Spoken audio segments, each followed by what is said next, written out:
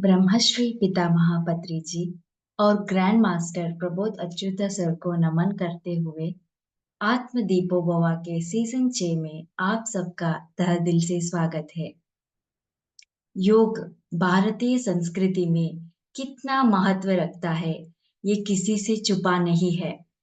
यूं तो सदियों से अपने देश में आम और खास सभी लोग योग करते चले आ रहे हैं। आज योग सिर्फ कसरत ही नहीं, बल्कि एक ऊर्जा के रूप में भी काम कर रहा है। योग दम नहीं है, विज्ञान है, जो शरीर, मन और आत्मा को जोड़ने का विज्ञान है।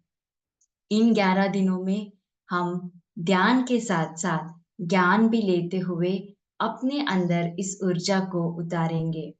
तो चलिए दोस्तों, देर न करते हुए आज हमारे साथ गुडाकेशा मास्टर कमलेश शर्मा जी है, जो हमें विस्तार से योग का परिचय कराने हमारे साथ जुड़े हुए हैं। एक प्यारी सी मुस्कुराहट के साथ, एक नई सुबह के नए जोश के साथ हम कमलेश सर जी का वेलकम करेंगे। स्वागत है sir. Thank you my dear sister Sujanya, बहुत बहुत धन्यवाद। इस प्रातःकालीन वेला में आत्म दीपो भवा सेशन 6 में गुड़ा के इस मंच पर मैं कमलेश शर्मा भोपाल से आप सभी का स्वागत वंदन प्रणाम करता हूँ। सर्वप्रथम ब्रह्मर्षि पितामह एवं ग्रैंड मास्टर गुड़ा के सभी सीनियर मास्टर एवं विश्व को नई ऊर्जा दर्शन उपलब्ध कराने वाले महर्षि पातंजलि को भी अनंत अनंत साष्टांग दंडवत प्रणाम करते हुए हम आज के सेशन की शुरुआत करते हैं। आज का विषय है डेफिनेशन ऑफ योगा, पातंजलि योगा सूत्र। इतने बड़े ब्रह्मर्षि की उसके बारे में बताना, इससे पूर्व हम उनका आह्वान जरूर करेंगे। तो जेंटली क्लोज योर आईज। मैं कम शब्दों में यहाँ बताने की कोशिश करूंगा। हम सभी की कोमलता से आंखें बंद है। प्रातःकालीन वेला में हम कुछ मंत्रों का उच्चारण करेंगे, चैंटिंग करेंगे। मन ही मन आप सभी मेरे साथ में चैंटिंग कर सकते हैं। प्रातस्मरामि हृदि संस्फुरदात्म तत्त्वम् सच्चित् सुखं परमहंस गतिं तुरीयम् यत् स्वप्न जागरा सुषुप्तमवेत नित्यम् तद ब्रह्म निष्कलमहं न च भूतसंगा प्रातर्भजामि मनसा वचसाम्य गप्यम् वाचो विभान्ति निखिला यदनुग्रहेण यं नेति नेति वचनैर्निगमा अवोचम् तं देवदेवम् अच्युतमाहुरग्रव्यम् प्रातर्भजामि तमसा परमर्कवर्णम् पूर्णं सनातनपदं पुरुषोत्तमाख्यम् यशमिन्निदं जगदमशेषमशेषमूर्तौ रज्ज्वाम्भुजङ्गमैव प्रतिभासितं वै श्लोकात्रयामिदं पुण्यं लोकात्रया विभूषणम् प्रातःकाले पठत्यस्तु स गच्छेत् परमं पदम्। ॐ सहना भवतु सहना भुनक्तु सह वीर्यं करवावहै तेजस्विनावधीतमस्तु मा विद्विषावहै। ॐ शान्तिः शान्तिः शान्तिः। ॐ सन्नो मित्र संवरुणा सन्नो भवर्तमा सन्नो इन्द्रो बृहस्पति सन्नो विष्णुरुरुक्रमा नमो ब्रह्मणे ब्रह्मासि तमेव प्रत्यक्षं ब्रह्मासि त्वमेव प्रत्यक्षं ब्रह्म वदिष्यामि ऋतं वदिष्यामि सत्यं वदिष्यामि तन्मा भवतु तद्वक्तारमवतु अवतु मामवतु वक्तारम्। ओम शांति शांति।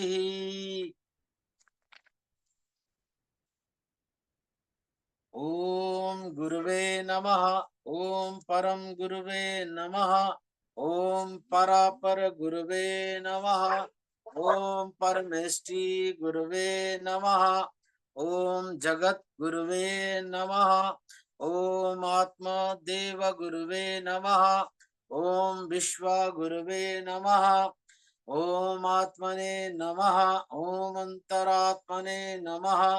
ओम गुरु कृपा ही केवलम भगवत कृपा ही केवलम। ध्यान मूलम गुरुर्मूर्ति पूजा मूलम गुरुपदम मंत्र मूलम गुरुर्वाक्यम मोक्ष मूलम गुरु कृपा। ओम शांति शांति। साथियों, एक विश्व को नई ऊर्जा देने वाले महर्षि पातंजलि और श्रीमद् भगवत गीता जो कुरुक्षेत्र में अर्जुन को भगवान कृष्ण बता रहे हैं, उसमें जो सांख्य योग बताया गया और पातंजलि का जो योग दर्शन है उसमें जो भेद करता है वो अज्ञानी है। ये दोनों ही युक्त होकर पातंजलि योग का दर्शन हमको मिलता है। पातंजलि जिज्ञासा का विषय नहीं, अनुपालन, अनुप्रमाणन, अनुशासन का विषय है। जो भी भक्त खोजी या जो भी साधारण मनुष्य इस पातंजलि योग सूत्र को अपने जीवन में अनुशासन रूप में धारण करता है, वही समाधि की ओर जाता है, वही पृथ्वी से आकाश की ओर उठता है, वही चेतना उच्च चेतना में परिवर्तित होती है, वही व्यक्ति बाद में अवतार रूप में आता है। तो यहाँ पर पातंजलि योग दर्शन सभी लोग जानते हैं कि गीता प्रेस गोरखपुर की एक छोटी सी पुस्तक है। अन्य अन्य विषय से ये भरा हुआ है पातंजलि योग दर्शन।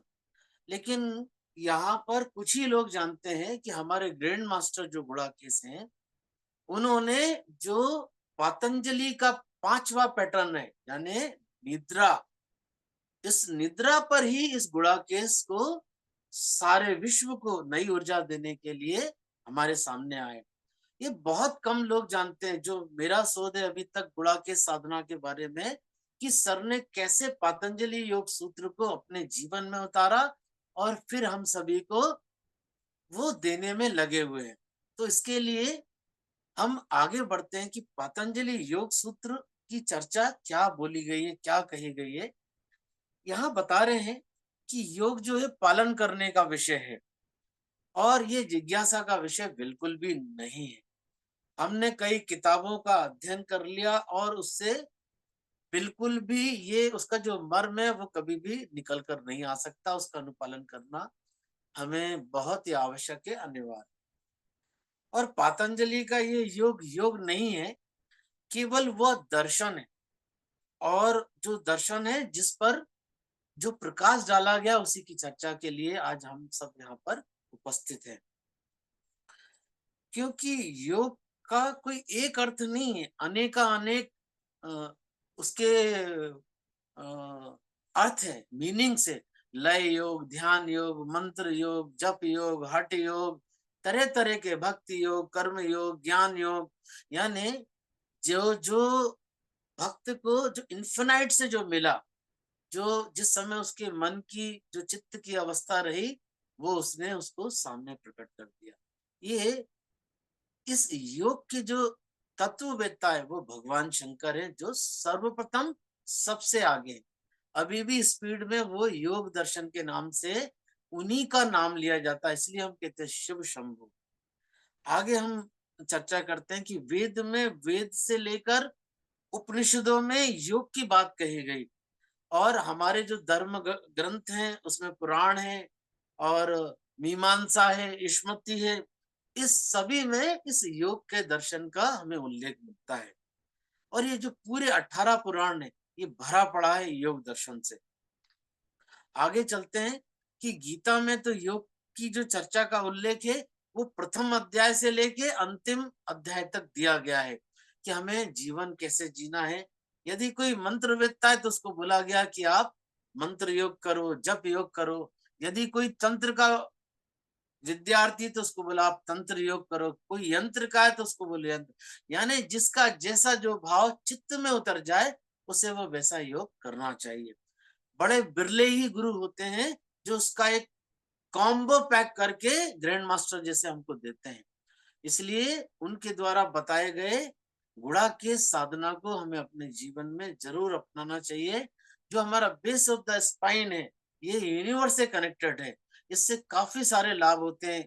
हमारे पीठ का दर्द जो है या हमारे कमर के निचले हिस्से का दर्द है, L2 L3 L4 की जितनी भी समस्याएं हैं वो ये रात भर की साधना से बिल्कुल भी निकल जाती है। और आप जो प्रारब्ध में लेकर आए हो या जो अपने संचित कर्मों से जो भी जाने अनजाने में जो भी आपने अपराध किए हैं या कोई ऐसा आपसे हो गया है तो उसके लिए ये बेस ऑफ द स्पाइन जो है ये गुड़ा के साधना से बहुत जल्दी ठीक हो जाता है।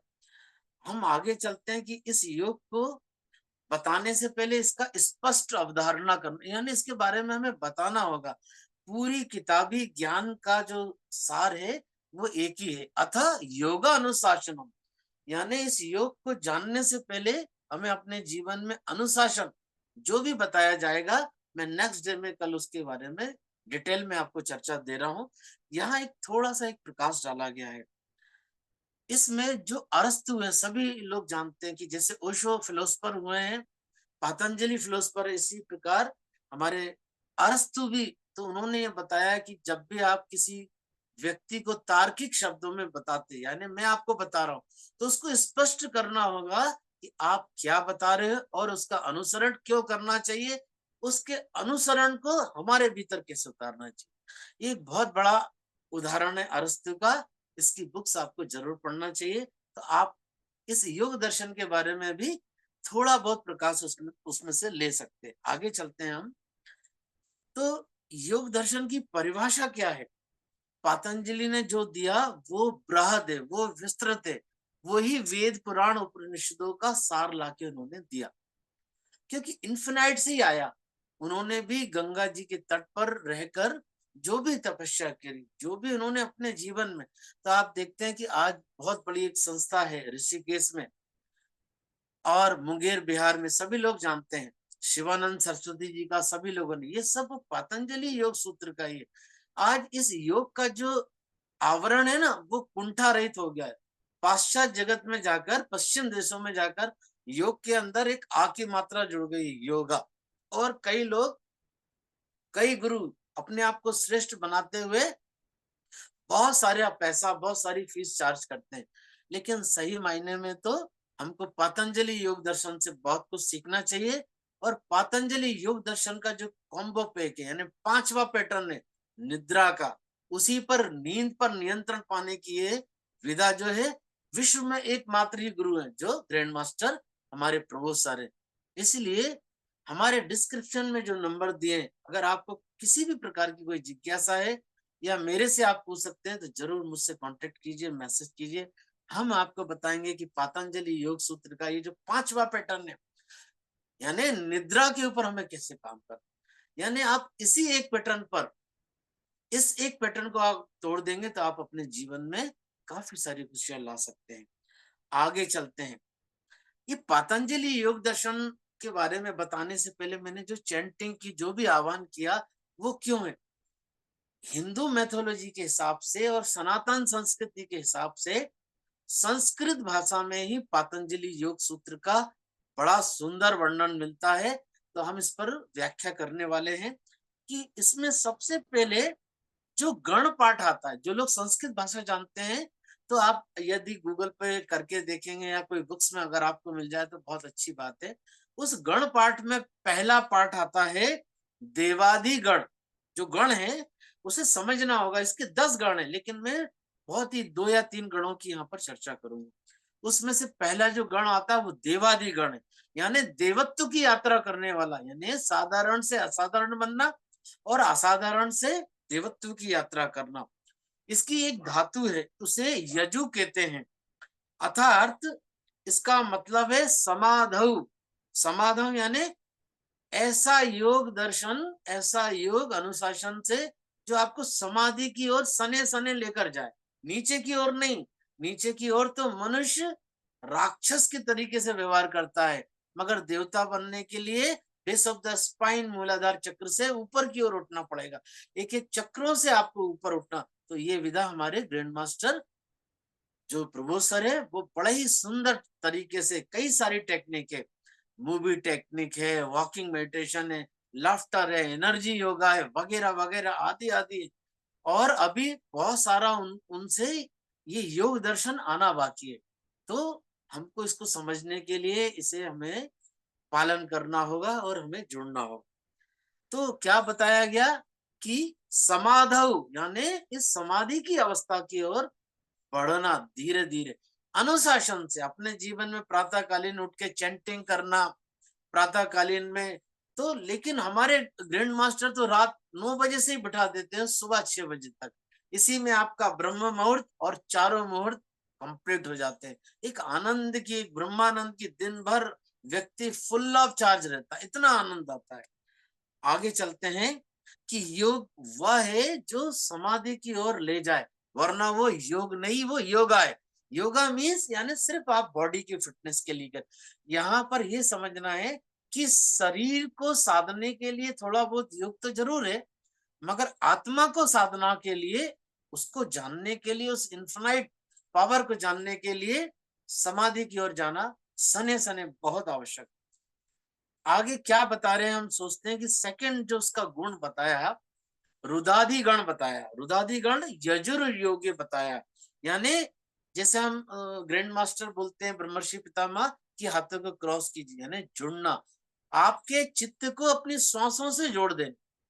यानी आपके यही चित्त मन है, यही चित्त आत्मा है, और श्वासों की डोरी से उसको जोड़कर और क्रॉस करके, पैरों को क्रॉस करके हमें बैठकर जो ध्यान लगाते हैं, उसी को यजुर योग्य कहा गया। जोड़ना यानी उसको मिलाना, उससे जो उपलब्धि होती है वो समाधि पाद में हमें मिलती है।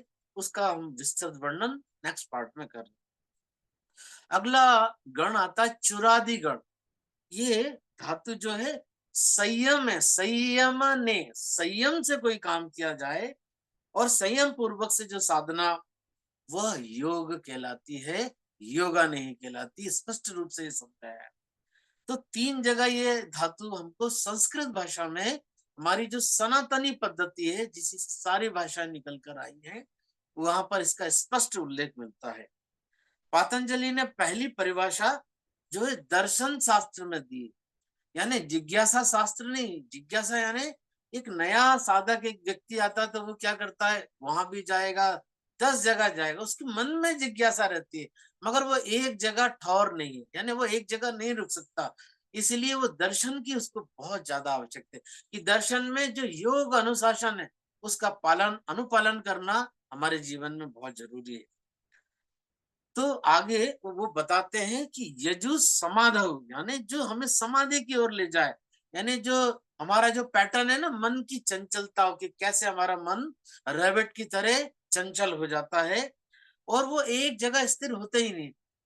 ऐसे चित्त को जो बिल्कुल स्थिर कर दे, वो उसे कहा गया यजु समाधौ, यानी वो चित्त आपको धीरे धीरे समाधि की ओर लेकर जाएगा।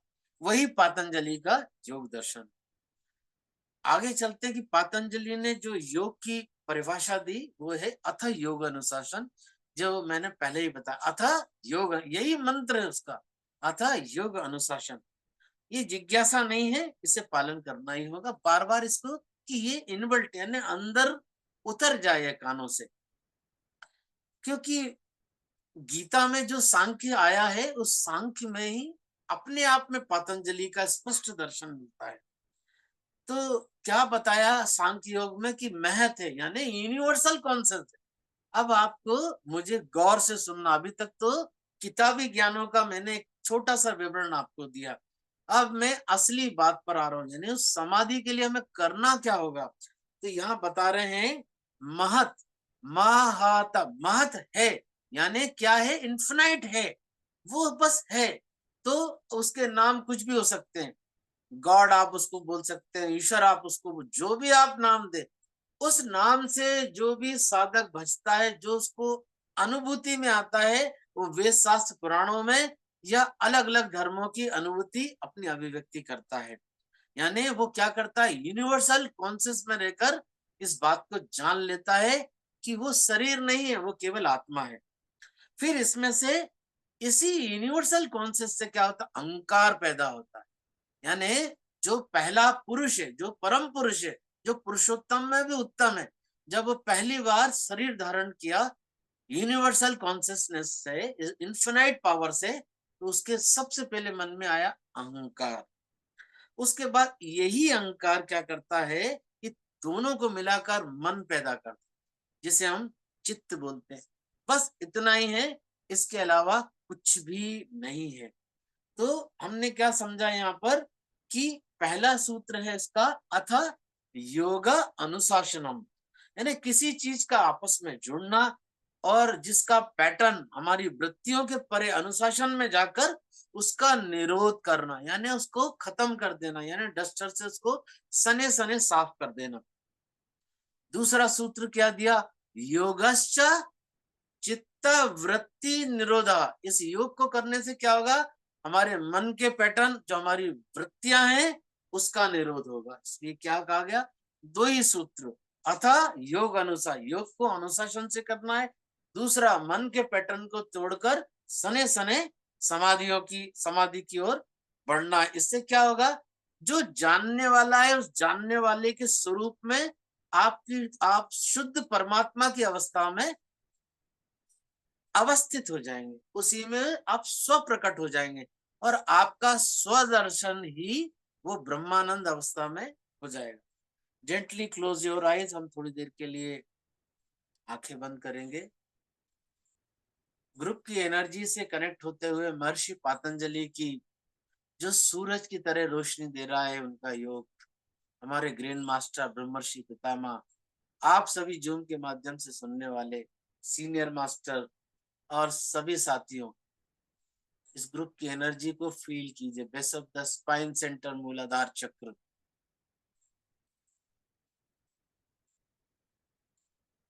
कहते हैं कि यही मूलाधार चक्र शरीर छोड़ने के बाद हमारे चित्त यानी मन के साथ बाहर जाता है।